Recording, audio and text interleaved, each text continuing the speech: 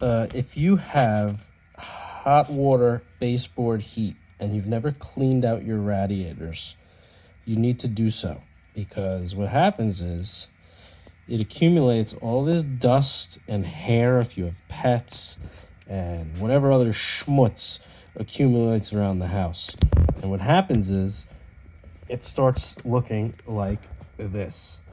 And that doesn't translate well to very good heat transfer.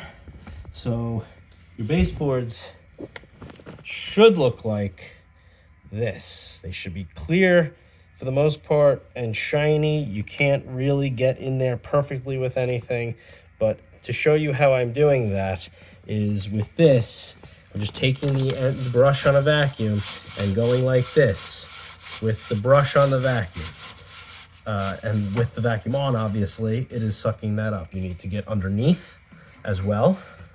And you should also, when you pop off your covers, vacuum that also, because a lot of shit accumulates deep under here that you wouldn't realize. But yeah, this leads to very inefficient heating. So you want to make sure you're cleaning these out.